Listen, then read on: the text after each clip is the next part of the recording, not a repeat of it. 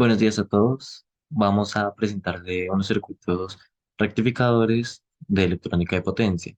Quienes les van a exponer estos circuitos son Natalia Vargas, mi compañera, y yo, Daniel Pacheco. Entonces, los circuitos rectificadores que vamos a presentar son tap central de onda completa, un puente rectificador trifásico, un rectificador con disminución de rizado de corriente por inducción, un rectificador monofásico controlado, es decir, con puente de tristores, y adicionalmente vamos a exponer las secciones 1, 1.7 y 1.9 del libro. Los rectificadores de onda completa con tap central son circuitos que utilizan un transformador de Banado que transforman que dividen la señal tanto en positivos como en negativos, como se muestra en la imagen.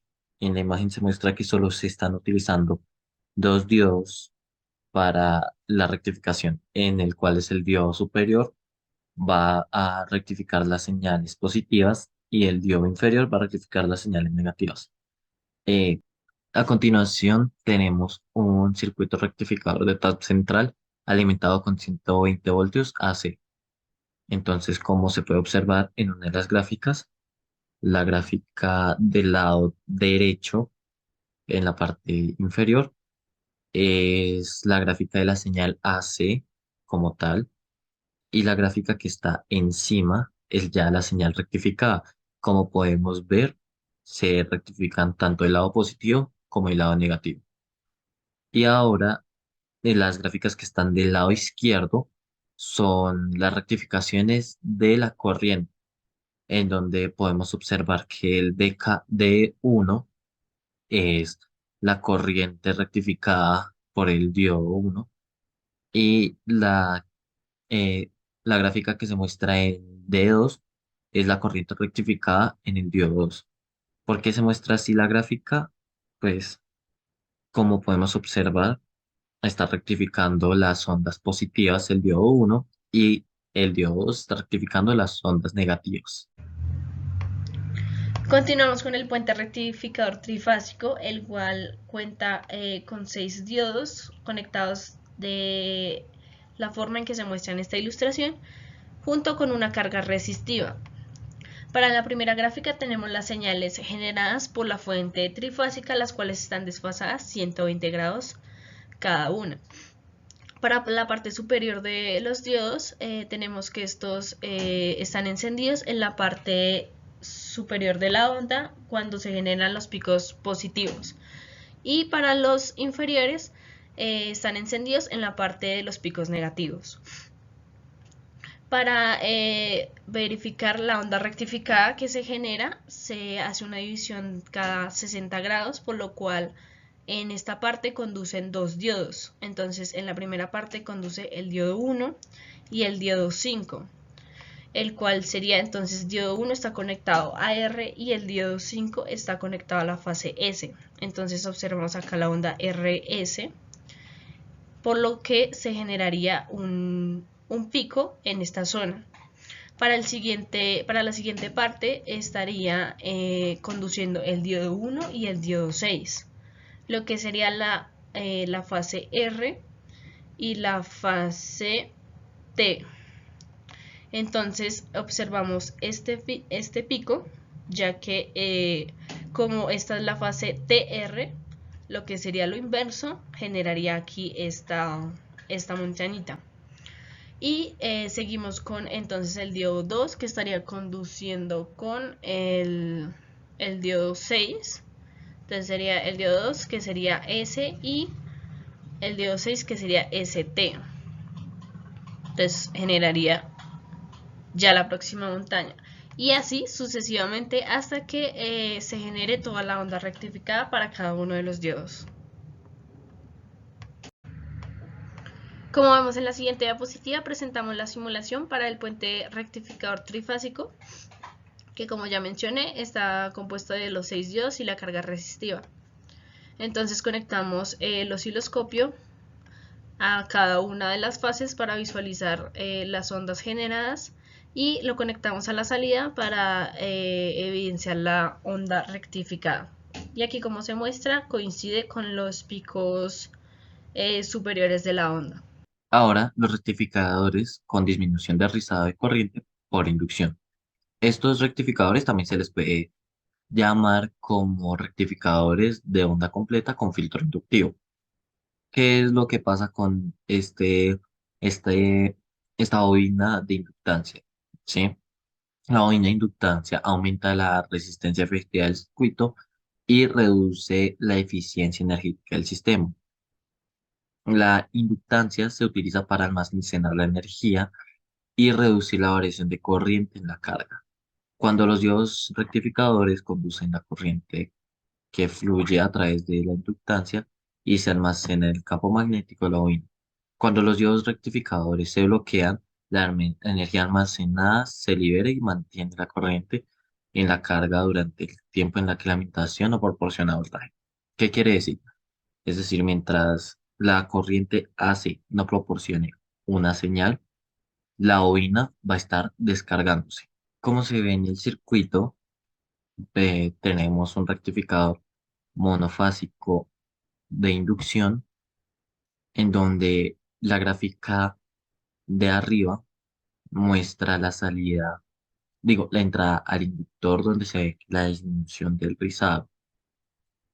Como es 16 milihercios, entonces el rizado va a verse disminuido. Esto puede parecer como si fuera una señal de un rectificador controlado, sin embargo, no lo es. Lo que está pasando es que está rectificando la disminución y la señal de abajo es la rectificación del circuito. Tenemos el rectificador monofásico con fuente de tiristores, el cual cuenta con 4 tiristores como se muestra en esta ilustración y puede tener también una carga resistiva o inductiva. Entonces en la primera gráfica tenemos la señal sinusoidal producida por la fuente. Entonces sabemos que los tiristores envían un pulso cada cierto ángulo por el cual ya se genera conducción por el mismo. Entonces aquí ya tenemos el ángulo alfa, el cual cuando se genera el disparo genera la onda rectificada y en este caso como tenemos la presencia de una inductancia se genera un pico negativo y ya después entonces cuando cambia de al siguiente ángulo se genera la siguiente y vuelve a generar el efecto de la inductancia generando ese pico negativo y así sucesivamente. Entonces para este rectificador lo que se desea es controlar el ángulo de disparo cada cierto tiempo para tener una mayor o menor amplitud de la onda rectificada. En la sección 1.7 del libro de Rashid nos empiezan hablando de que todos los sistemas de control de potencia tienen señales analógicas como lo que son el voltaje y la corriente. Sin embargo, estas variables no pueden ser convertidas a señales digitales directamente para que sean procesadas por dispositivos digitales, valga la redundancia. Adicionalmente, en este libro nos dicen que para que las señales analógicas se conviertan en digitales existen dos procesos.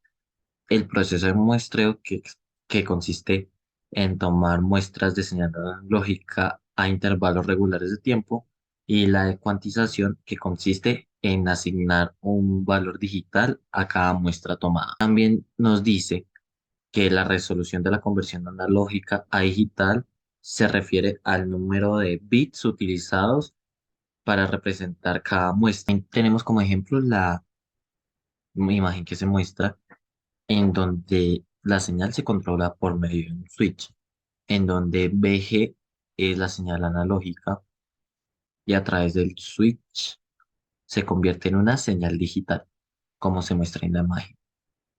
Por ejemplo, el VG muestra la señal en forma de unas ondas sinusoidal o cosinusoidal, también puede ser válido. Y el VCC la transforma en una onda digital. Por último, el autor nos dice que hay un error en la cuantización debido a que la señal analógica es aproximada por una señal digital. Es decir, que va a ser aproximado a la señal digital, sin embargo, no va a ser la exacta, por decirlo así. Se requiere una señal digital de 5 voltios y en la cuantización se aproxima a 4,5 o 4,8. Si bien el error porcentual no es mucho, siempre hay una variación. Por otra parte tenemos la sección 1.9 que trata sobre dispositivos semiconductores de potencia que podrían funcionar como conmutadores. Para esta figura 1.17a tenemos el tristor como conmutador, el cual una vez está en modo de conducción, la señal de la compuerta en magnitud, ya sea positiva o negativa, no tiene ningún efecto. También tenemos diferentes características para los dispositivos, como se muestra en la siguiente tabla 1.5, en la cual, por ejemplo, si tenemos la característica de encendido y apagado no controlado, estaríamos hablando de un diodo. Para un encendido controlado y apagado no controlado, estaría un tristor SCR. Para un encendido controlado y características de apagado, serían los transistores BJT, los MOSFET, los GTO, entre otros. También para el requerimiento de la señal de compuerta continua tenemos el BJT y el MOSFET.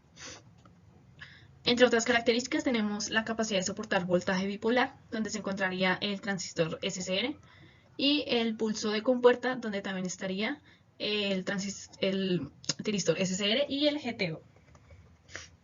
Por último tenemos la capacidad de soportar voltaje unipolar, donde se encontrarían los transistores BJT, MOSFET y el transistor GTO.